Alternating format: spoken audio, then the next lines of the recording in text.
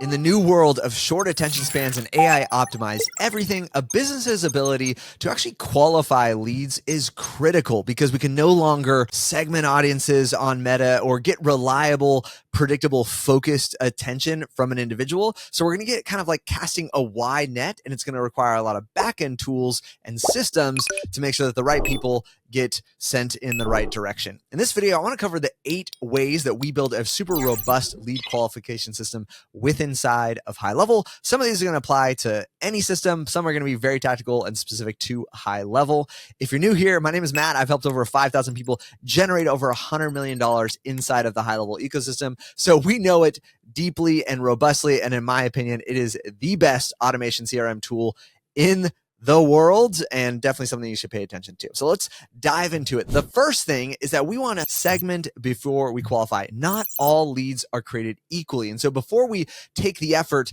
to start to grade them or route them based on certain behaviors, we need to know, where are they coming from? Context matters. If you have someone who registered for a webinar, that is a very different level of engagement and type of lead than someone who opted in to a retargeting ad requesting a demo. Both of them might show up like contact created in a CRM, but we both know that the context by which they enter your ecosystem matters greatly. And so we want to make sure that we're segmenting based on where they're coming from and what type of items that they're entering our ecosystem from. Was it a lead magnet they opted into? Was it a demo calendar that they booked onto? And so we got to think of it through a segmentation before qualification, because in some arenas, you don't need to qualify as heavily because the segment is more qualified innately. The second consideration is called the 3 signal rule. This talks about the fit, the intent, and the engagement of a lead. So fit refers to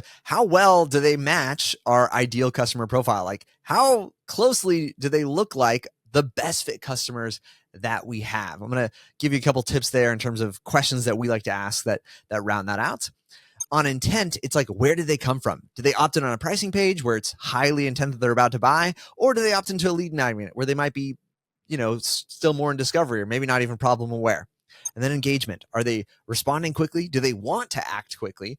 Are they opening emails? Are they not opening emails? And so all 3 of these 3 signal rules help to kind of give a little bit of a framework for where we're going to start to get into making it known that it's a best fit or a higher qualified lead. In terms of ideal customer profile, the challenge here is to reduce it down to 3 or less questions. What is the least amount of information that could clue you in to them being a best fit customer? And so a couple of things that I like to use, especially from a cold audience perspective, that gets them closer to being like a known qualified fit, are a couple of these questions. So one is how long they've been in business.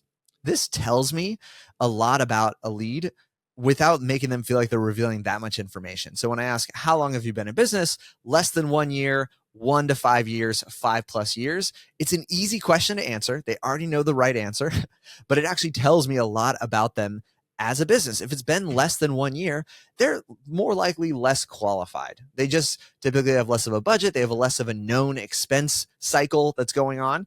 If they've been in business for more than 5 years, they're already in a set aside small audience of folks. Very few businesses or the minority of businesses make it past 5 years. And so by them signaling this, I would say in general, they're a more qualified lead. And then the 1 to 5, it's there in between. But I love this question because it makes them feel like they're revealing very little information. But for me, it's actually telling me a lot about some assumptions I can make about them as a business. The second question I like to include has to do with ecosystem, but it goes a step further than them being inside of it. It's like, to what level are they inside of it? And so depending on the industry, there's different baseline qualifications that will tell you a lot without making the lead feel like they're revealing a lot of information. For us, we ask, what HighLevel plan do you have? And one of the answers is, I don't have a HighLevel plan. And then, of course, that goes all the way up to, I have HighLevel's 497 plan. Now, on the surface, it doesn't say a lot, but it actually does tell us a lot, because if they're on the highest level plan, odds are they're already a reseller, they have accounts, and they find a way to budget in $500 a month as an everyday expense. And so for us, they're probably more qualified. If they don't have a high level plan, they're very unqualified. We need you to be using HighLevel for us to even be able to serve you and make your life easier. And so it's another one of those questions where it's very simple, feels like they're not revealing a lot, but actually really well telling for us. In different industries, this could be what EHR are they using? If there's like other CRMs or other lead management tools, it could be what do you spend on Facebook ads per month? Or which platforms do you advertise on? I advertise on Google. I advertise on Meta. I advertise on TikTok. I don't advertise. And so that's a question that feels very easy and unjudgmental. They could say, I don't advertise. And you could just reasonably assume if they're not spending anything on advertising, they're probably less qualified than somebody else who is advertising on Facebook and Google, right? Feels like they're revealing very little, but actually very telling to you in terms of where they sit inside of your ecosystem, and that being like, what are they investing into their marketing in general? And the last question that we tend to find works really well is, how soon are you looking to move? We mentioned in terms of the 3 signal rule there, their engagement is like how quickly they're responding, can also be preceded by how quickly do they want to respond? How quickly do they want to find a solution there? So if we say, how soon are you looking to make a decision or make a change or solve this problem? It could be ASAP all the way from sometime this year. And as you can imagine, if they're saying sometime in the next year, it's a lower priority for them. And so we should probably route them in a lower priority system for us. If they're saying ASAP, we should probably get them routed as fast as possible because their own urgency is going to make them a higher qualified candidate. Practically speaking, from the HighLevel side, these are custom fields that you're going to want to create. So if I go in to create a field, I like to keep them as single, or rather, I like to keep them as checkboxes or radio selects. Checkboxes are going to allow multiple select. Radio is going to be only one selection there. So if I'm asking, how long have you been in business? That's going to be a radio selection because they can only answer one. And these fields can also be mapped to a lead ad form.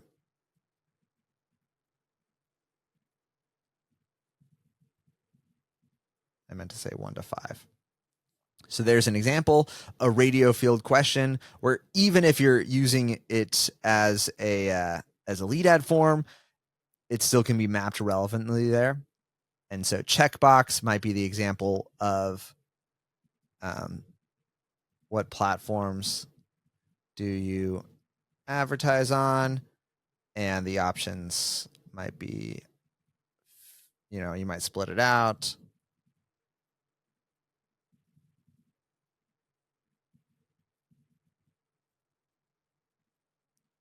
And have the, I don't advertise.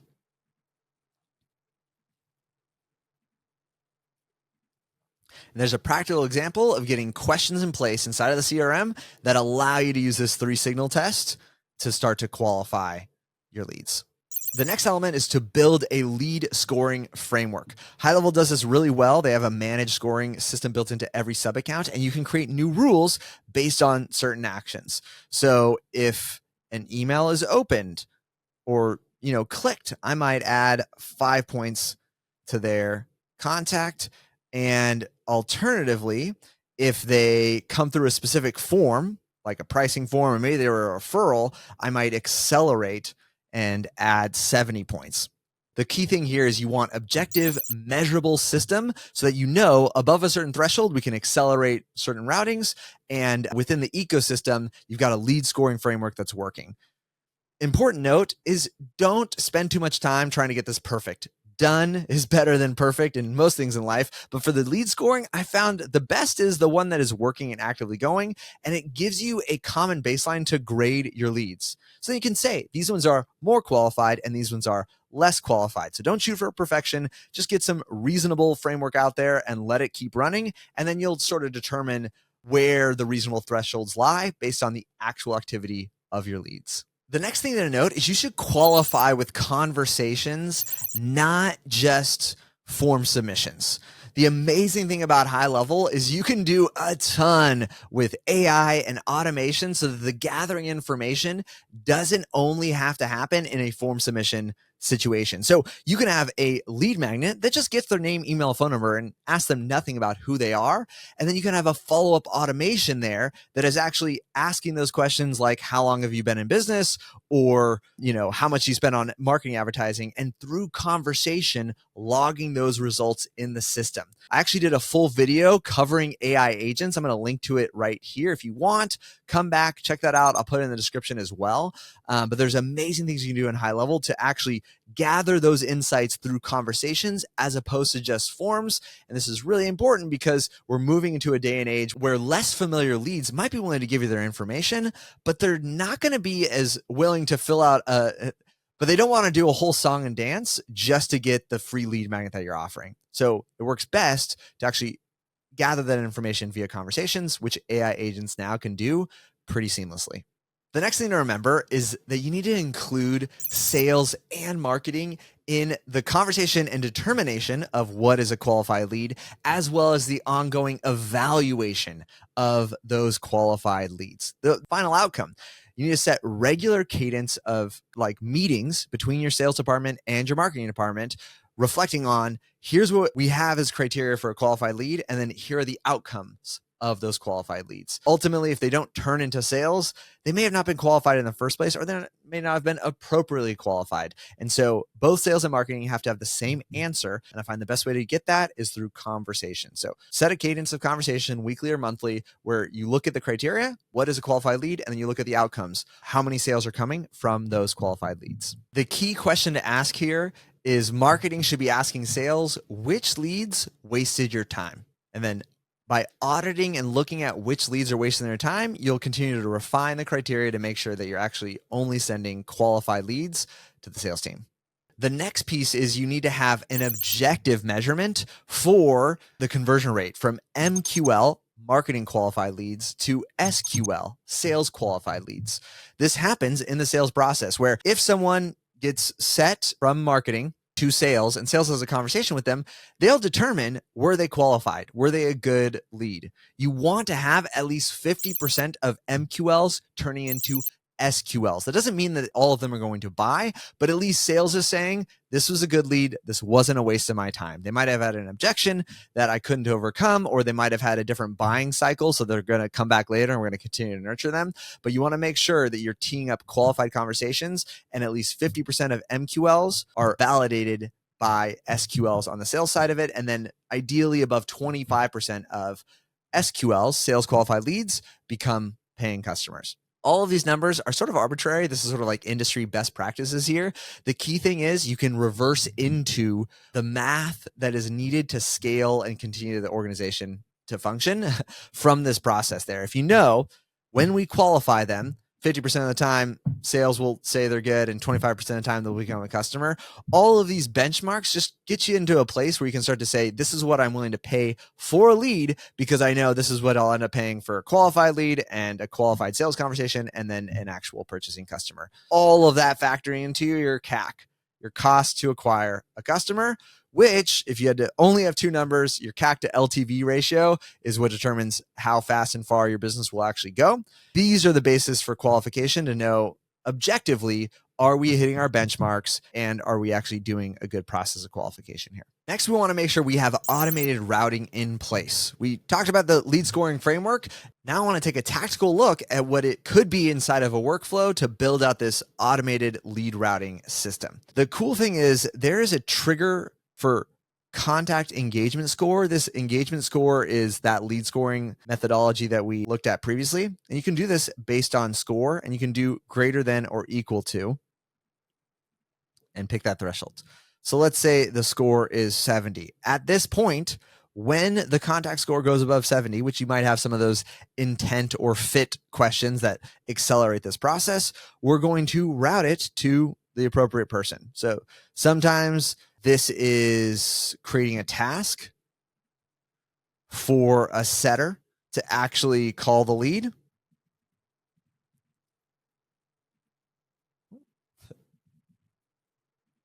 And, we'll assign it to that particular setter. So they need to do it immediately. Sometimes it's a different type of nurture. So we'll often have like an accelerated workflow there that's like for a high intent or highly valuable leads. And so we'll send them over to that workflow, not the robot one there, but let's say if I had a workflow that was for their most qualified leads. And this is what the system looks like. So this is you usually have like a high, medium, and low qualified leads. And so you just know, based on whatever the criteria might be, either their question to timeline said they want to do this in 6 months or a year, or they said they want to do it ASAP, or they came in and opted on a pricing page, whatever the criteria might be that accelerated their lead score. You can start to create paths here that say, okay, they came in, they hit the 70, we're going to run it through this high intent path. The other thing is you can actually keep this simplified and run an if else, so that I have my high qualified.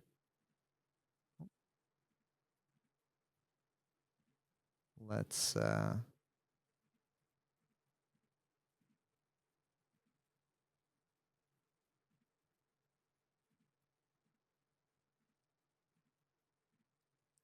so I can create paths based on the trigger that's the quality there. So I could have multiple triggers now and multiple paths based on there. So we'll filter for our score. Filter for the score is, and we might say, once again, greater than or equal to 50.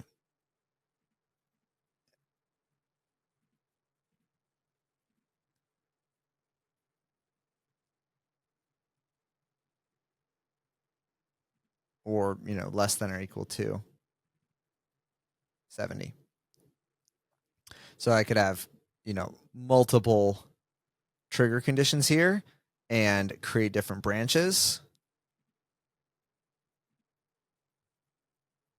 based on those triggers. So they run down different paths. The key thing is you should actually rename these triggers, which I did not do. So we'll say rename this to greater than or equal. So this is like high quality. And we'll go lower quality. And I guess to make this simple, we'll do, so we got greater than or equal to 70, lesser than or equal to 69. And so we have our paths here for, here's what our high quality looks like. And here's what our should be lower quality looks like. And so you can start to set automated routing based on the objectives that are set and quantified into the lead scoring framework there. And the last piece about a robust lead qualification system inside of HighLevel is that you should re-qualify folks probably about every 6 months. So even if they're determined to be low quality at the start, either for their context or their fits, systems change, people change, businesses change, and it's in your best interest to re-engage them. So if you don't have a database reactivation running at least every 6 months, you're missing out on a ton of opportunities. My favorite way to do this is with a single message via text that quickly reminds folks who you are, what you do, and ask them a simple question. Is sort of like this hand raise question. So, hey, this is Matt from HL Pro Tools. Just checking back in. Are you still looking for ways to make HighLevel easier? As an example, right? If I was serving dentists, I might say, hey, this is Matt with Matt's Awesome Dentist SaaS. Are you still interested in finding ways to automate reviews for your practice? Whatever it might be that you're serving there. And so that one little question gives them an easy yes, no.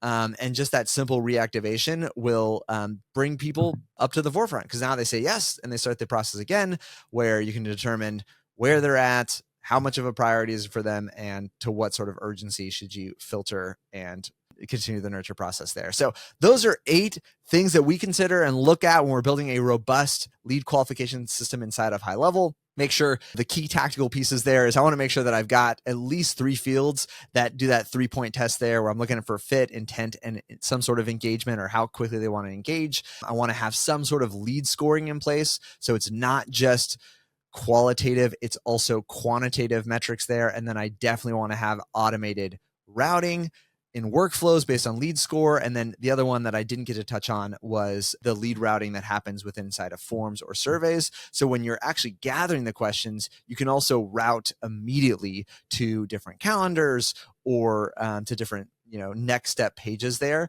based on their responses. If this video was good and helpful for you, I would love it if you just obliterate that like button. And then if you're trying to find better ways to refine your text message, maybe your database reactivation process here, I did a video on that right here, and I think you'll enjoy it.